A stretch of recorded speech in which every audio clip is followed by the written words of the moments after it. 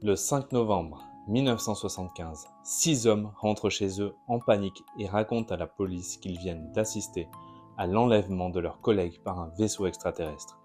La police, elle, y croit à moitié et pense surtout à autre chose. Et si ces 6 hommes avaient tout simplement tué le septième? 5 jours plus tard, l'homme disparu réapparaît, vivant, terrorisé et amaigri de plusieurs kilos. Et avec un récit qui, 50 ans plus tard, n'a jamais pu être confirmé de manière indépendante et continue de diviser enquêteurs, témoins et sceptiques.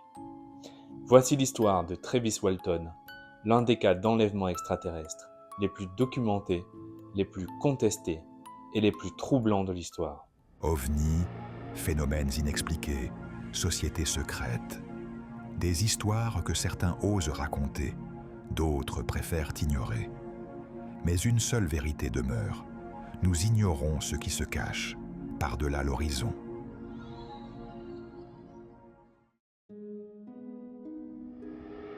Nous sommes en Arizona dans les forêts de l'Apache Sitgreaves National Forest, près de la petite ville de Snowflake. Un paysage pour le moins circonstanciel puisqu'on y trouve de grandes forêts de pins, des routes en terre et des hommes qui travaillent dur pour vivre. Un cadre qui aurait de quoi faire saliver les romanciers d'horreur.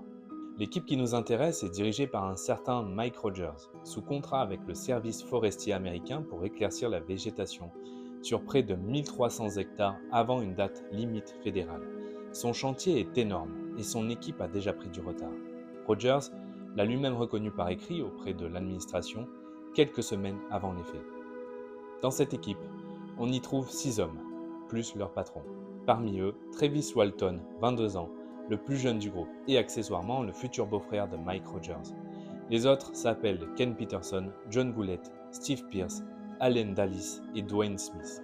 Des noms qu'il faut garder en tête parce que chacun d'eux va devenir un témoin central de cette affaire et chacun va devoir, dans les mois qui suivent, répondre aux mêmes questions encore et encore. Détail qui va prendre son importance plus tard, Walton et sa famille n'étaient pas exactement novices sur le sujet des ovnis. Son frère aîné, Juan, affirmait déjà avoir été témoin d'un phénomène similaire une douzaine d'années plus tôt. Et la veille de l'incident, Walton et Rogers auraient regardé ensemble un téléfilm sur l'enlèvement de Betty et Barney Hill, un couple américain devenu célèbre dans les années 60 pour son propre récit d'abduction.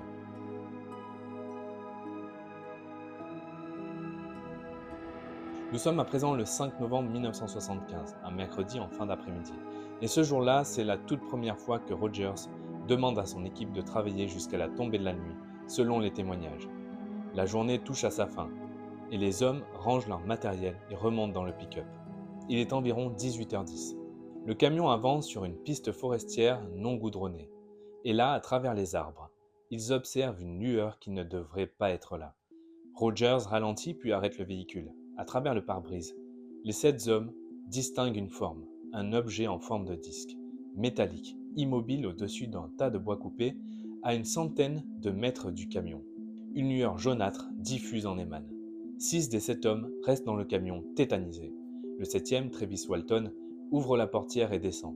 Il s'approche à pied de l'objet, et ce qui se passe ensuite, c'est le moment que les 6 témoins vont devoir raconter encore et encore pendant les 50 années suivantes. Un rayon de lumière bleu-vert jaillit de l'objet, frappe Walton de plein fouet, le fait léviter de quelques mètres et le projette au sol inerte.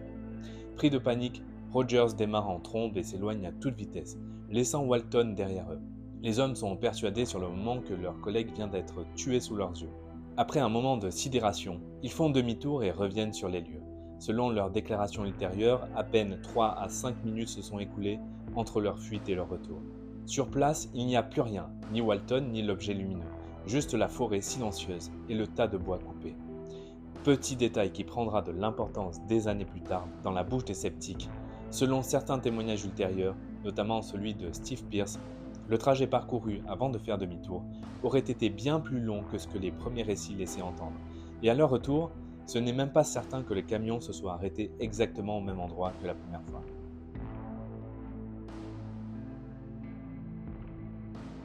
Les 6 hommes cherchent Walton pendant environ un quart d'heure en l'appelant sans succès. Rogers prend alors la décision de foncer vers Hébert, la ville la plus proche, pour prévenir le shérif. Sur le trajet, ils débattent de ce qu'ils vont dire. Ils savent très bien qu'une histoire de vaisseau et de rayons lumineux ne va convaincre personne. Mais ils n'ont rien d'autre à raconter que ce qu'ils affirment avoir vu. Vers 19h30, Ken Peterson appelle la police depuis Heber.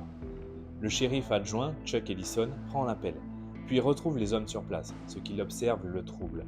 Des hommes visiblement bouleversés, 2 d'entre eux en larmes. Il dira plus tard que si c'était une mise en scène, elle était remarquablement bien jouée. Le shérif Marlin Gillespie et l'officier Ken Copeland arrivent à leur tour pour recueillir les témoignages. Rogers insiste pour retourner immédiatement sur les lieux avec des chiens pisteurs si possible. Et très vite, une autre hypothèse s'impose dans l'esprit des enquêteurs, beaucoup plus terre-à-terre que celle d'un vaisseau spatial, et si ces hommes avaient tout simplement tué leurs collègues et inventé cette histoire abracadabrante pour couvrir un meurtre. Cette suspicion ne va pas se dissiper facilement. Dans les jours qui suivent, une battue est lancée, l'une des plus importantes de l'histoire de l'Arizona à l'époque. Il y déploie des hélicoptères, des chevaux, des chiens pisteurs, des dizaines de volontaires ratissant plusieurs kilomètres carrés de forêt, mais ils ne trouvent aucune trace de Walton. Le 10 novembre, 5 jours après les faits, les 6 hommes sont soumis à un polygraphe administré par Cy Gilson, employé du département de la sécurité publique de l'Arizona, pour vérifier s'ils ont fait du mal à leurs collègues. On leur demande notamment s'ils savent où est enterré le corps de Walton. Résultat, 5 des 6 hommes sont jugés non trompeurs par l'examinateur.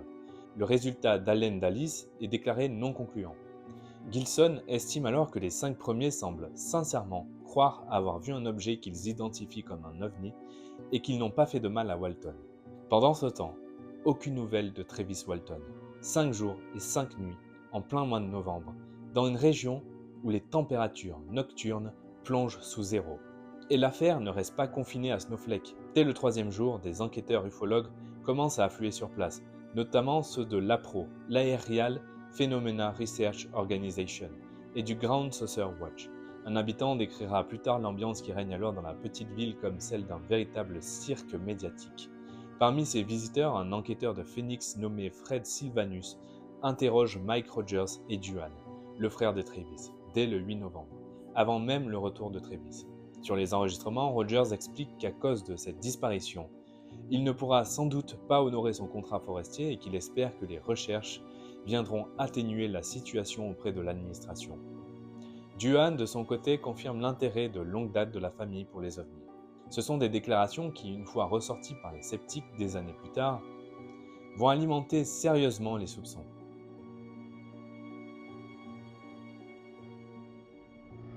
Le 10 novembre, vers minuit, un coup de téléphone retentit chez la famille de Walton, chez sa sœur en l'occurrence, la seule Walton de Snowflake à avoir le téléphone à l'époque.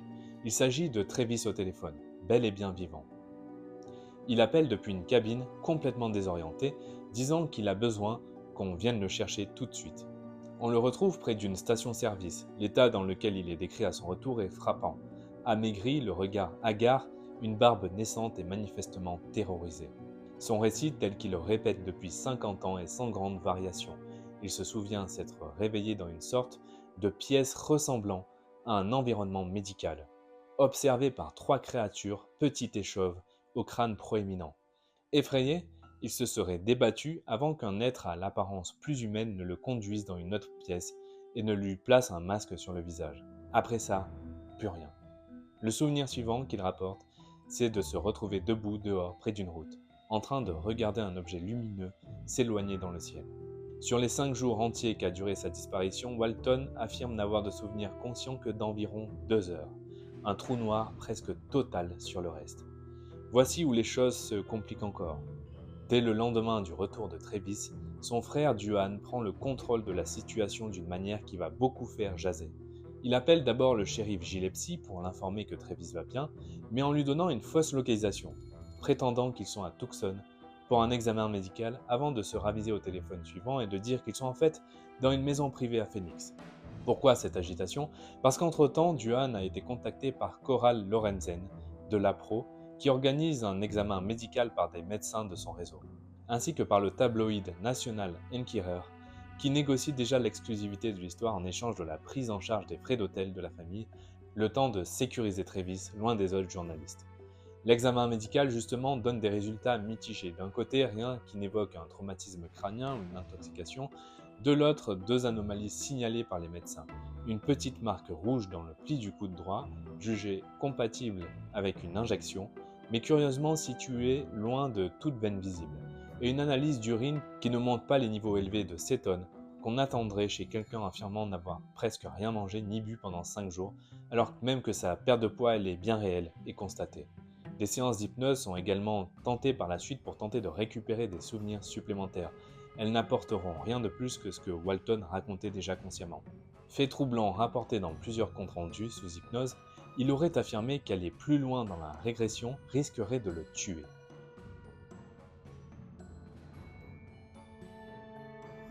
C'est là que l'affaire Travis Walton devient vraiment unique dans l'histoire de l'ufologie. Au lieu d'un simple témoignage impossible à vérifier, on se retrouve avec une véritable guerre de polygraphes étalée sur plusieurs mois, voire plusieurs décennies. Premier épisode, 10 jours après le retour de Walton, un test de détection de mensonges est organisé, payé et orchestré par le National Enquirer, qui négociait déjà les droits médiatiques de l'histoire.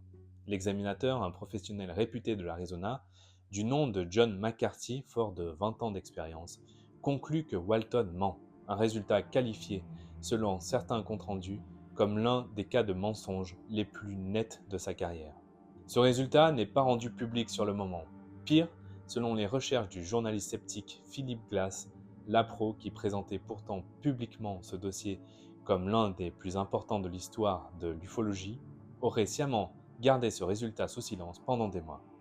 3 mois plus tard, en février 1976, un second polygraphe est organisé, avec un autre examinateur, George Pfeiffer. Cette fois, Walton et son frère Duane obtiennent des résultats jugés positifs, et l'APRO l'annonce publiquement, largement relayé dans la presse. Ce résultat-là devient pour le grand public la preuve de la sincérité de Walton. Sauf que l'examinateur de ce second test aurait lui-même émis une réserve de taille par la suite. Selon des documents cités par Glass, il n'aura accepté de faire passer ce test qu'à condition que certaines questions soient formulées par le sujet lui-même. Ce que Tom Mezel, l'employeur de l'examinateur, considérera ensuite comme suffisamment problématique pour mettre en doute sa validité. Du côté des 6 collègues, 5 d'entre eux passent également des polygraphes concluants qui disent la vérité concernant ce qu'ils ont vu ce soir-là. Un 6e obtient un résultat non concluant. Au fil des années, selon certains décomptes, jusqu'à 13 examens polygraphiques différents auraient été menés sur les différents témoins de cette affaire. La grande majorité concluant à la sincérité des témoins, mais ce tout premier test caché reste pour les sceptiques la pièce à conviction la plus embarrassante du dossier. Le camp sceptique, mené notamment par Philip Glass, qui consacrera 6 mois d'enquête complète à contester le dossier, avance une explication très différente de toute cette affaire. Selon lui, l'histoire aurait été fabriquée pour donner à Mike Rogers une excuse en béton face à son contrat forestier en retard, qui prévoyait des pénalités financières en cas de non-respect du délai. Un cas de force majeur, aussi spectaculaire qu'un enlèvement extraterrestre, en somme, permettrait d'éviter ces pénalités. Cette hypothèse reste débattue. D'autres chercheurs du dossier estiment qu'on n'a jamais démontré de façon certaine que la situation contractuelle du 5 novembre 1975 rendait réellement ce genre de mise en scène financièrement avantageuse. D'autres enquêteurs, dont Fred Sylvanus et William Spaulding de Ground Saucer Watch, se sont rendus sur le site présenté comme celui de l'atterrissage. Leur constat: rien au sol n'indiquait de perturbation particulière. Ni traces de brûlure, ni sol tassé, ni végétation écrasée, ce qui pour un objet massif censé avoir effectué un vol stationnaire à quelques mètres du sol a de quoi surprendre. Argument avancé à l'inverse par les défenseurs du dossier, pourquoi 5 hommes qui ne connaissent pas si bien Walton et Rogers auraient-ils accepté de mentir sous serment, de passer des polygraphes et de maintenir cette histoire pendant 50 ans sans qu'on leur trouve de mobile personnel clair?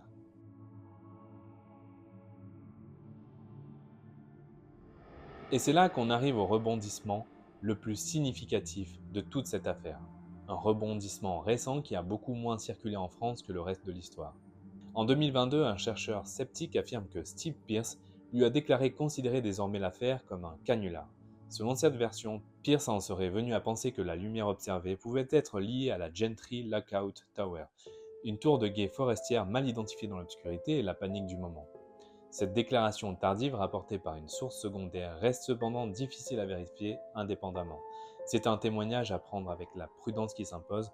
Pierce n'a jamais varié pendant les 47 premières années suivant l'incident, et une seule déclaration tardive, presque un demi-siècle après les faits, ne suffit évidemment pas à trancher le dossier à elle seule, d'autant que la mémoire humaine, sur un événement aussi ancien, reste faillible dans un sens comme dans l'autre. Mais ce témoignage relance sérieusement le débat et donne du crédit rétroactif à ce premier polygraphe raté et caché de John McCarthy en 1975. De son côté, Travis Walton continue encore aujourd'hui à rejeter fermement toute idée de canular et se dit même agacé, 50 ans après les faits, de voir son histoire régulièrement remise en cause dans les médias.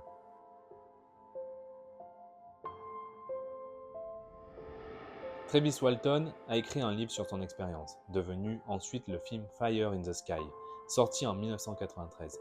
Un film qui, il faut le dire, dramatise énormément l'expérience à bord du vaisseau par rapport à son récit d'origine, beaucoup plus sobre. Aujourd'hui encore, Walton continue de témoigner lors de conférences sur le sujet, convaincu de la réalité de son expérience, et affirme regretter la façon dont son histoire continue d'être remise en question encore et encore 5 décennies plus tard. Du côté des autres survivants du camion, les versions divergent désormais. Certains, comme John Goulet, ont affirmé publiquement rester certains d'avoir vu quelque chose qui n'était pas de ce monde. D'autres, comme Steve Pierce, ont depuis changé de discours. Ce qui rend ce cas si particulier dans le paysage de l'ufologie, ce n'est ni une preuve irréfutable, ni une réfutation scientifique définitive. C'est cette accumulation de témoignages humains, contradictoires les uns avec les autres, au fil des décennies, entourés de zones d'ombre bien réelles. Un premier polygraphe raté et caché, un mobile financier plausible mais jamais totalement prouvé, un site d'atterrissage sans trace physique évidente et désormais un témoin d'origine qui, presque 50 ans après, retourne sa version. Tout repose sur des témoignages humains, sur des polygraphes contestables des deux côtés et sur la façon dont on choisit ou non de leur faire confiance.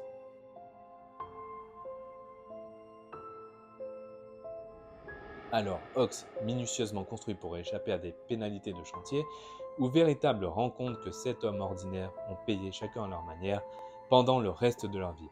Ce qui est sûr, c'est qu'en 50 ans, ni les sceptiques les plus acharnés, ni Travis Walton lui-même n'ont réussi à obtenir de victoire définitive sur l'autre camp, et que les témoignages de Steve Pierce en 2022 est venu rabattre les cartes d'un dossier qu'on croyait figé depuis des décennies.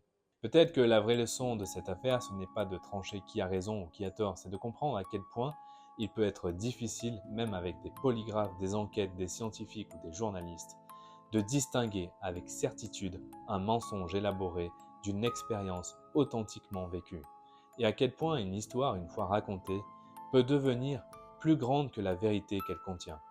Et vous, pensez-vous que Travis Walton croit sincèrement à ce qu'il raconte depuis 50 ans, ou que Steve Pierce a enfin dit la vérité en 2022?